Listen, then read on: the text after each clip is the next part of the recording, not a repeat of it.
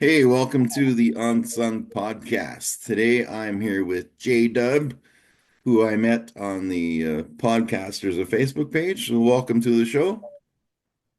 Thank you very much for having me. How are you doing today, sir? I am doing amazing. It's both my eyes open today. It's a good day. Absolutely. So, Absolutely. first of all, the signs in the background, all about my podcast shit. You got to tell me a story of that.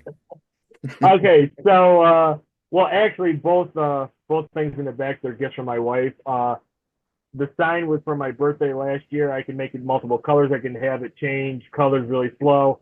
Um, and the my podcast is just it's a podcast book where you can write down notes of shows, and who's on it and stuff like that. You got to cover. And actually, I just thought I'd make a pretty cool backdrop because I just designed this today. Went out and got some black tack board and put up some soundproofing. So trying to make it look legit. Nice, nice. So, yeah, tell me about yourself. What's your story? I'm old. I turned 50 in a couple months, so I try not to tell anybody. But my brain tells me I'm only 26, but my knees tell me I'm 75.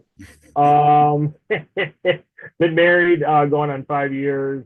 We live out in the country, um, and been doing a podcast for a little about over a year. I always wanted to be a star, but I failed at everything because, well, I don't have the look or the voice. Um, so just about a year ago, it happened by mistake. I was talking to a couple friends, and this one guy was like, "Hey, we could use this platform, and we could just use our phones." I'm like, "That's all a podcast is." He's like, "Yeah, what do you think radio is?" And it's just evolved into something bigger and better. And there's 7 or 8 of us that are included into the show, including my wife, and we just do everything from A to Z. We try to make people laugh while changing the world and let people know that it's okay to not be okay. We cover mental health, but we like to have fun, and we touch on every single subject except for politics. We don't talk politics at all. Not allowed. No, No, I hate politics. no. That's an awesome. I actually have a shirt that says it's okay not to be okay that a charity up here in Canada sent me. Um, I was a sad clown for 29 years. Not I had one friend that saw through it, and everyone was just thought I was just this crazy drunk guy that was, pretty good at singing at karaoke bars, and nobody knew I was escaping 5 to 6 nights a week. But one special lady saw through it, and I actually turned 50 in a few months as well. So Look at us, and look where we are now, right? You're only as old as you feel, and I also have the same shirt. It has the little green ribbon on it. yeah. Yep, absolutely, yes, sir. I appreciate that. I love it. That's amazing. 2000, maybe 2010. I had just come home from a pub after drinking pitchers of beer, and I'm part Irish too, and I'm part native, so I used to be able to drink a lot. And I was standing on a balcony, and 2 o'clock in the morning, I was like, "Wow, man, would anyone even give a shit if I just leaped off here?" So, I'm okay now. 99% good days, 1% bad days. But that that sentiment, you are not alone, man. That's why I started this to share stories from people. I had a lady on from Arizona earlier. I got someone coming on in from Tanzania, East Africa. Um, yeah, just talking to real people. And here we are, two 49-year-old dudes. Yep. I know we just met, but I appreciate you just sharing that intimate story. I can already tell that what mental health means to you. Because people just don't rattle off something as intimate and as you did. So I commend you for just believing in yourself and being here. One of the things that I truly believe in, other than one day my Chicago Bears are going to win another Super Bowl, but that's another story, is mental health. And it's for somebody like me who used to walk with their head down. I never looked at anybody. I was a follower, and on and on and on. Last 6 or 7 years, I've just really been trying to pick people up and let them know that it's okay to not be okay. Uh, the people around you may not listen, but there's a stranger that will listen. And luckily for me, I had a good support group, and that's one of the basis of our shows. And I know they're gonna watch this. I just want to give a shout out to them, to Becky, to John, to Aline, to Jacqueline, to Craig, to Eric, to my wife Jen, to George, and there's been a few others. Um, One of the things we stand for and we do on our show is mental health, and I just wanted to advocate that whoever's watching the show, somebody somewhere is always listening. So, Well, that's why I did a guest on a show with a lady, and she's like, I only get about 7 plays an episode.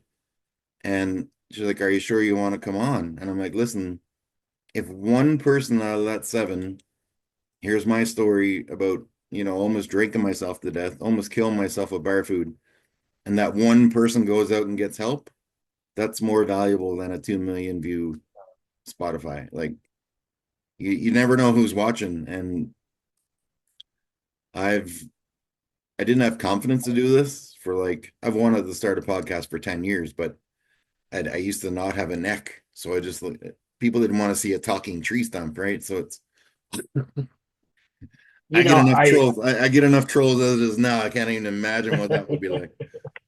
I truly believe that there's a time and place for everything. And I don't know if you can read my shirt, but our one of our monikers and our sayings is we are that 3 a.m. friend, not just that 6 p.m. friend, which means, most people that you call will answer their phone up until 6 o'clock. But how many people will really pick up their phone at 3 a.m.? And that's, everybody I named off, plus there's a few more. That's who we are. And when I was listening to what you were just saying, it's just you wanted to start a podcast for 10 years.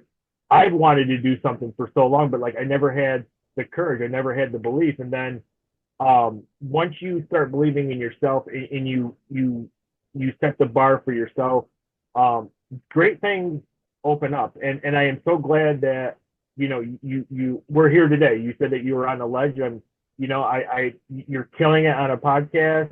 We're here together, and we're just going to make it work. And I just want you to know that it's like you said, 99% of the days are good, 1%. Never let the bad days win. And if it gets too much and you have nobody to reach out to me. I'll give you all of our links. It's not a. I'm not saying that to try to get people to our channel, to your channel, or anything. It's just what we believe in, and everybody has that 1% bad day where they just can't take it, and it's just something that we believe in. And I'm so proud of you for not going over the edge, and you're here on a very successful podcast. I love your thing in the back. I have bad eyes, so don't think like I'm. Oh yeah, yeah, yeah. And I just love what you got. So where you were 10 years ago, where you are today, it's just amazing. I'm proud of you. Well, I appreciate that. One guy said to me, because it's called the Unsung Podcast, and after the word unsung usually comes hero, right? Unsung heroes. So this guy had messaged me and he's wanted to come on. He's still thinking about it. Young guy looking to get help. He's like, I'm not a hero. He's like, I'm just the guy that tried to kill himself and was unsuccessful. And I'm like, you know what? By you telling me that right now, you're a hero to me. And he's gonna think it over. He's gonna watch, but I don't pressure people to come on. We were just having a chat. And when I posted online for the very first time about a year and a half ago about that balcony, like not even my family knew about that. And so when I posted it on Twitter, I started the post as I've never posted about this moment of weakness before. And Michael Landsberg, who might be coming on the show with us, he's pretty well known up here in Canada. He runs a charity called Sick Not Weak. Amazing group. He puts out a video and is like, "This is not a moment of weakness. This was your greatest moment of strength." And that stuck with me so hard to this day. Like, what I mean? If someone comes on here and we talk about, oh, whatever, I mean, I'll put a trigger warning on it if it's a little heavy, like a lady that lost her child when she was 3 years old and that kind of stuff. But people that come on with me, like if it's, that you're not weak by sharing that. You never know who you could be saving someone's life anyway. it's like what you said earlier, if you can just change one person, then it doing a show, because you said that the person only had like 7 views, but if you could change one person and one at a time, I mean, and that's all that we can do. Um, and I love hearing about stories such as yours, such as mine, such as um, one of another person in our Facebook group. She interviewed this individual. I forget the name. I should have wrote it down. But I apologize. He was a Marine. He tried to commit suicide, and he's blind, but he's being successful. He's paying it forward. And I love success stories, and I agree with you. It's not a weak moment.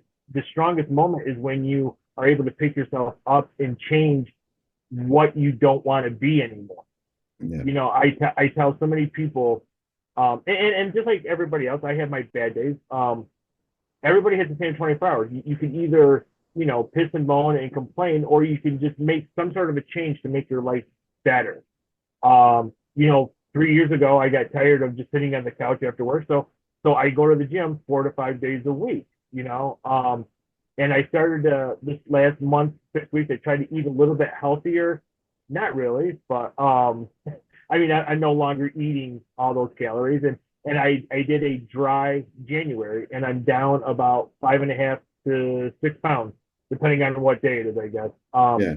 So I mean, to me, that's a success, because I had trouble losing weight. No matter what I would do, I could never lose weight. But if you stay consistent and you believe in yourself, anything is possible. So my biggest tip to you, I don't know what your goal is, how much you want to lose, if it's 20 pounds, 30 pounds, whatever.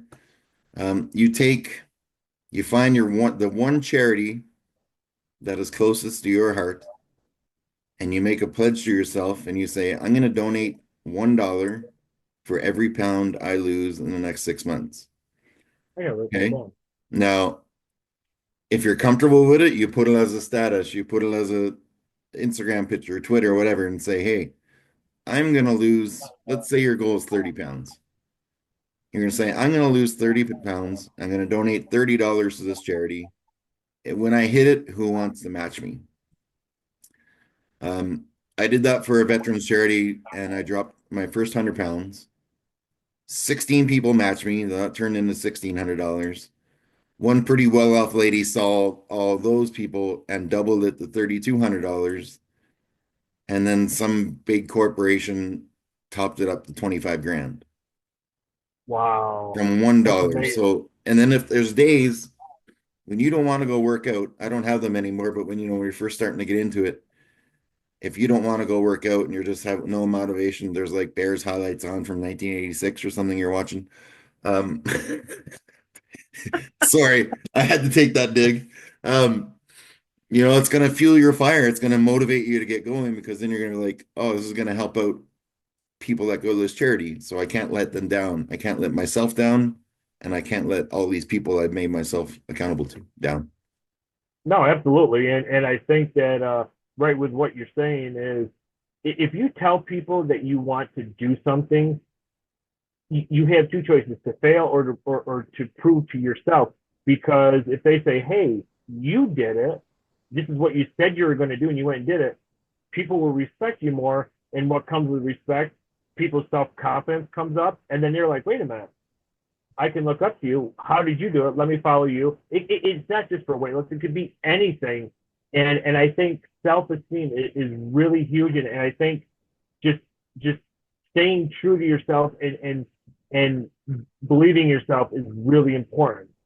And 100 pounds, I mean, I'm not, I just think that's remarkable. I know people that are struggling, and the fact that you did 100 pounds, right? If I didn't misunderstand you, I'm just trying to lose 25 pounds, just, because go up and down stairs, I don't like stopping, you know. Well, my biggest, like, I don't even really diet. So what I do, I used to eat two giant plates of dinner every night, have like just horrible breakfast, lunch.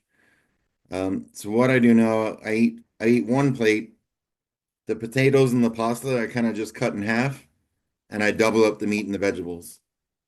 And then I used to work out 6 days a week for 2 hours a day still, but I don't do that quite as intense now because, I'm keeping it off. It's not coming back. And I walk a lot. I have a lab that keeps me, Labrador Retriever. So yeah, it's, that worked for me. It might not work for everybody, but if you just try cutting out something or like, try black coffee. If you have like three creamer cup, just try little things like that. And of course, I replaced the 6 pitchers of beer 4 nights a week with water. That usually helps too. Yeah, obviously being a Bears fan, as you can tell, we'd watch every game here, and usually by the second quarter, I'm already 4 or 5 deep, and I'm getting pissed off, and we're sucking even more. So yeah, why not? And if we ran out of beer, then there was wine. So yeah, but being and not that I drink all the time, but like if we go out to dinner or we go out whatever, had two, three, four. But over the course of time, that just the calories just caught up. But I'm doing a dry January, and I'm not missing it at all. I'm not saying that I'll never have another drink. It's just right now I'm enjoying not drinking. See, I've had maybe this on my 50th birthday will be my third year in a row not being intoxicated. I don't say 3 years sober because I've had about 6 beer in 2 years. I'm out with a friend. I can have one beer. It's just a conversational beer. It's not an escape.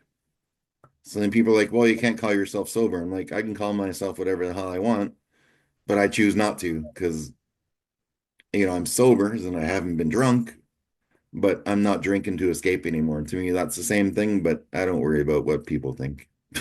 Yeah, yeah. It's funny that you said to escape because growing up I was really shy. I was awkward. I just felt like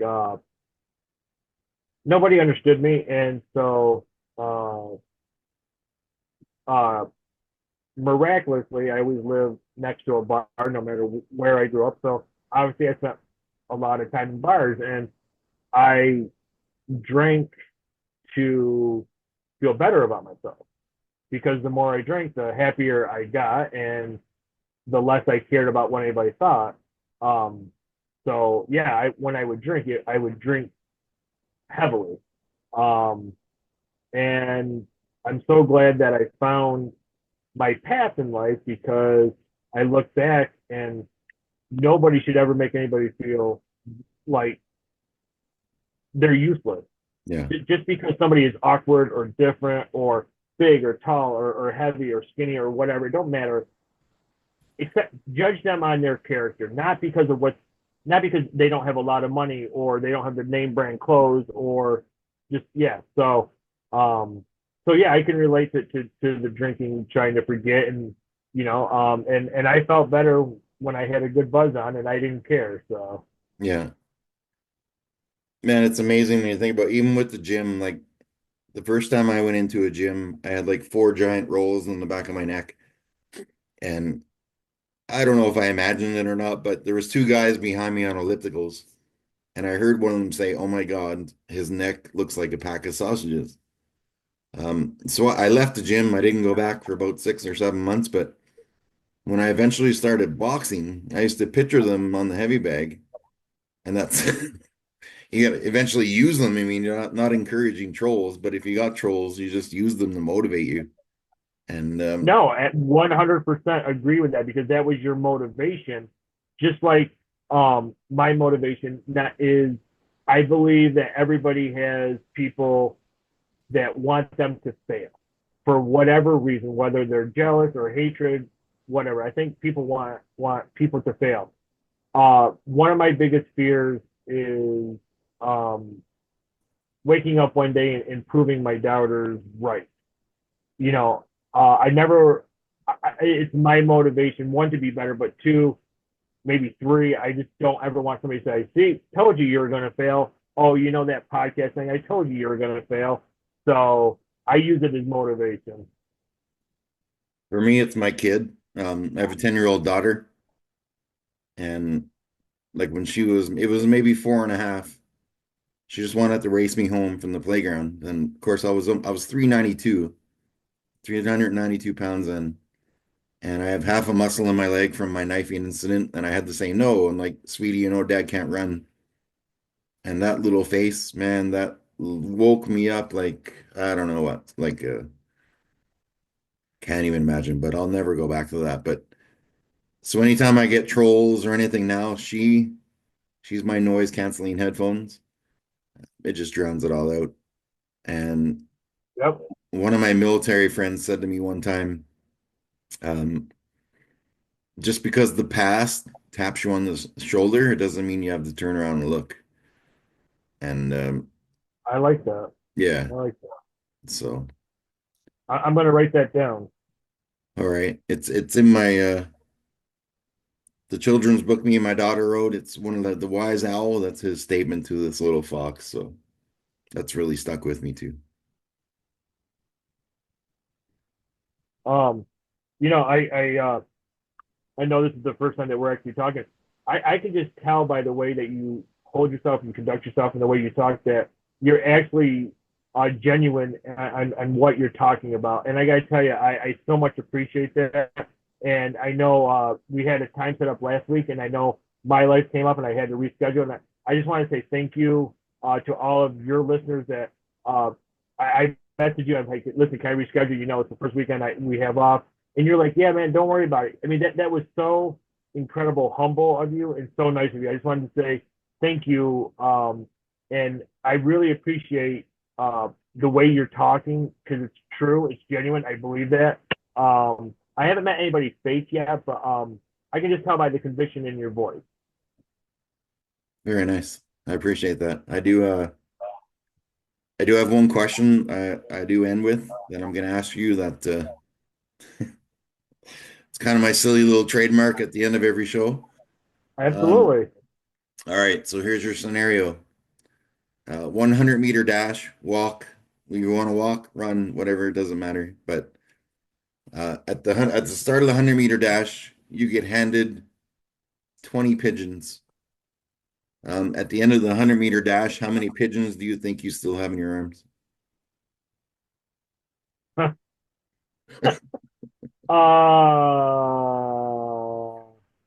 Zero probably. There. Well, so far the highest is my friend Dan, aka Wheels. He's coming on with me. He's in an electric wheelchair, so he told me he has an unfair advantage. And this question came from I got to go to a hockey game with Bret Hart from the WWE, and Yep. through a local radio station, got to spend 3 hours with him. He was like my childhood guy. And I said to him, I bet I can ask you one question you've never been asked in your thousands of interviews. And that's what I popped at him. And he's like, shit, I don't know. And he had nothing. But he's like, I don't know. He's like, I don't know, fuck two. So if Bret Hart can You only know, carry two, that's pretty impressive. I grew up a Bret Hart fan. I did. I mean I hated when he went to WCW. I mean I haven't watched wrestling in a while, but I hated when he went to WCW. I thought it was bad for him, but I just thought it was bad for his image. But I'm glad that I don't know. I always liked Bret Hart. So Yeah, I'll fire you a video after here. But I think I don't have anything else for you. It was a pleasure having a chat with you and keep doing what you're doing, keep getting that message out there. And I mean, like I said, one person listens to this or 1,000, it's you never know who could be getting help. So definitely, and I just want to say thank you. I know that you had a busy day. I think you did like 4 or 5 shows today. I just want to say thank you for having me on your show. It was a pleasure. I'd like to come on as a guest again sometime and, chew the fat some more. I really appreciate this. for sure. All right, man. You take care. You too. Thank you very much, sir.